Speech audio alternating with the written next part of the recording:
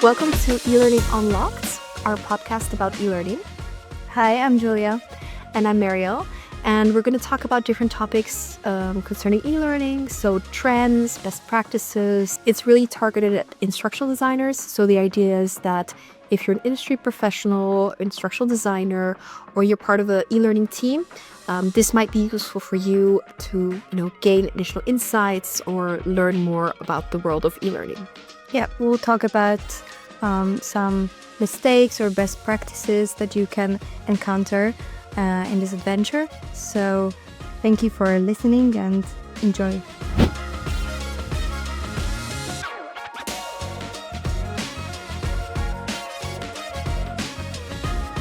In today's podcast, we're going to talk about why people drop out of online courses and how to fix it. I think we've all been there in e-learning, and you don't have the completion rates that you want, or that your course doesn't have the success that maybe you anticipated. It can be a little bit of a struggle in some cases. I mean, it's really the key KPI, I would say, for most people in e-learning is how many people actually completed your course. Was it successful? Were people happy with it? Of course, but the first thing is really for them to actually take the course. Yeah. I would even dare to say that we're also on the other side, like really dropping out of courses, you must admit that there was at least one course that you dropped out of, right? You haven't finished it at some point. And what's the reason behind it? For sure. And for me, the worst thing is I didn't even not like the course or didn't want to complete it. And I think sometimes it was just too demanding for where I was in that moment in my week or in my life or like my busy schedule. And then I think you need that thing that kind of draws you back in. And if you don't have that, let's say, ping to draw you back in, then obviously through no fault of the course, you don't complete it. So I think it's a very relatable situation. I mean, you said you've been there too, right? Yeah, for sure. You mentioned this kind of like motivation and where you're at this particular moment. But I would also add here, at least for myself, is that I would need to have this kind of like clear outline and clear structure, like what kind of, let's say, milestones I have to achieve, one by one, because then it gets easier to really complete the course. As you mentioned, the course might be super compelling, super nice, but at the same time, I could struggle with that, right? So I would say really structure and milestones are the two key points that you need to figure out first as sort of the core reason for the learners to drop out. And I think that is kind of just going back to good e-learning principles. I mean, I think it's just always really important, you're in your project, you have your KPIs or you have your learning objectives and you want to get your learning content across, but to just for a second also put yourself in the learner's shoes and say, okay, if this was me taking a course, what would I expect? What would I want to see? What kind of environment are they in when they're, taking the course, to really just make sure that it's relatable. So what are the big, let's say, top 3 reasons? Maybe let's look at that for why people drop out. I think we established the first one is really a lack of motivation. Accountability. That's for sure. The first and foremost. And then the second point would be really those outlines, right? And the structure of the course, really getting there one by one with the milestones. Certain, engagement phases, sort of. I think this sort of lack of accountability, I mean, it's really, you need to have like some kind of psychological motivation. So whether it's a badge or certificate or just, personal pride in like completing the project. But it's really nice to also then, remind people of it, see how you can give them a little boost, a little push, a little kind of like message to make them basically come back. I think that's definitely a big one. And then, you were kind of already leading into the next big one is the second point, which is overwhelming or poorly structured content, right? Yeah, that's for sure. And you mentioned that also at the very beginning, right? Yeah. That you wanted to start a course, but then you failed in completing it. Yes. Because of, let's say, being overwhelmed. Yeah, with the amount of content you need to kind of complete, even though it may be interesting. Yeah. Then you drop out because you don't have capacity to achieve that. And this actually leads us to like I would say another example of why the learners actually drop out, and this is the engagement and kind of interactivity between 100%. their colleagues, their peers, the instructors as well in this regard, right? So I would say this is also A big one. a big one. Yeah, for sure. Definitely the third reason, no engagement or lack of engagement with instructors or peers, right? Yeah. I think the big problem there is the like sort of lack of community, or the lack of like real-time interactions, or kind of keeping somehow the learner engaged. And this can be through different ways, right? I mean, it doesn't have to be a personal message to each learner. It can be even like a global, more like notification or reminder, but definitely just looking at how can you fill that gap of lack of engagement.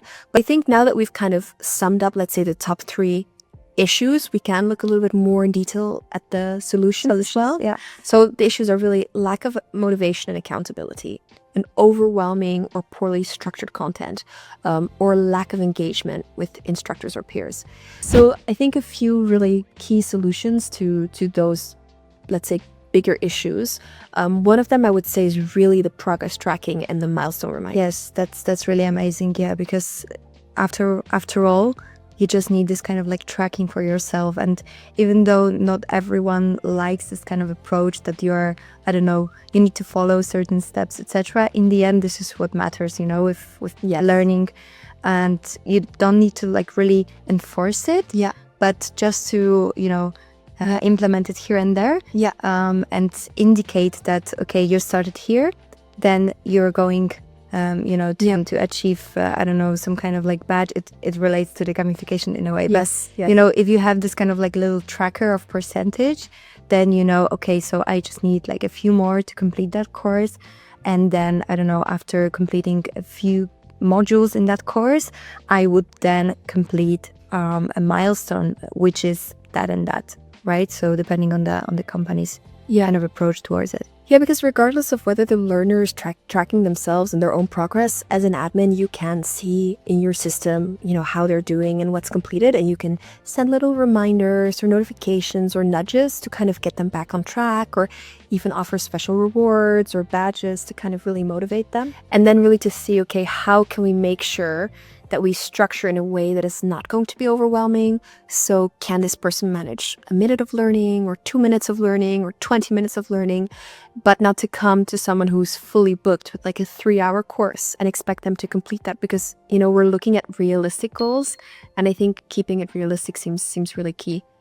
And I mean, we all love micro-learning, right? Yeah, that's a very good point. So micro-learning and a bit of gamification here and there, it makes our life easier, right? Even with like this Duolingo example, right? You are like super like even excessively motivated to achieve the goals you have for the day. No, for sure. So this is a good example sort of really keeping up the course pace, I would say. Yeah.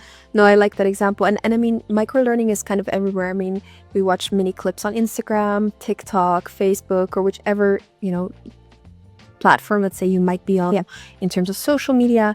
I think everything has gotten shorter and faster. Really, regardless of which platform you're on, I think that's what we're consuming in the media. That's what people are looking for nowadays. And I would say even to a certain degree, regardless of generation, because I mean, okay, the Gen Zs and the younger ones might be on TikTok, but the older generations, 30s to 40s or 50s to 60s, I mean, they're still on Facebook or on Instagram. So they're still consuming some of that video content or short. Sure. Yeah. And then I also feel that the learners might get the feeling of really being taken care of as well at the same time. So it builds this kind of engagement. So it's in a way also a solution to our first issue that we mentioned, right? This kind of like engagement and interactivity between the instructors and No, for sure, because it doesn't have to be like an actual social network, right? There's a lot of social interaction you can create for that person by receiving notifications or seeing news on a news feed or seeing their points. So I think, there's a lot of things that we could imagine. So for sure, like, organizing in a way some badges, some certificates, some leaderboard points. It really keeps the learner motivated to not drop out, and like even some streaks, right? That we could see like the learning streak that you have. those little things, they are not like a huge investment from the company's point of view, I would say, For sure. and from the instructor's point of view. But in the end, It's a the point of effect, pride, right? Yeah. It's not like Yeah. worth any real value, but it's like a point of pride. Like I've earned my first badge or my second badge. yeah, exactly. It's Yeah. like the little thing there, right? Yes, It's exactly. It's really rewarding, I would say. I really love this kind of approach. Yeah. Gamification is really my style of doing the course. Yeah, you have different learners, so you need to come at it from different angles. Someone's going to appreciate a reminder and a check-in. Another one is going to appreciate the gamification, like the games they can do or the badges. So you need to come at it from a few different angles. Yeah. So yeah, the first one is really the progress tracking and milestone reminders, and of course also milestone structure.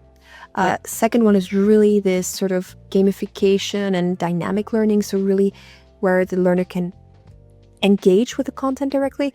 Now, the third one I think is really all about social learning and also, giving them updates and making sure that they're kind of, interacting with the platform and kind of peer-to-peer or instructor to student kind of interaction tools, right? So the reminders, Yeah. the sharing stories and updates. Yeah, and Yeah. it all revolves around this kind of approach towards the audience that you're addressing, right? So you need to really know your audience and then try different strategies here and there. Yeah, if you've ever, struggled to finish an online course, I think you're not alone, and I think it's really normal. And I think both from an instructor point of view and a student point of view, I think it's very relatable.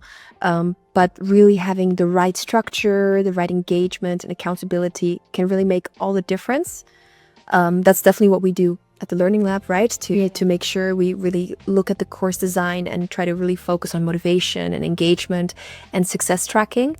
I think we've summarized it all on this topic. Yeah, that's perfect. Thanks a lot, Dan. Yeah, thanks for listening, and keep track of the next one.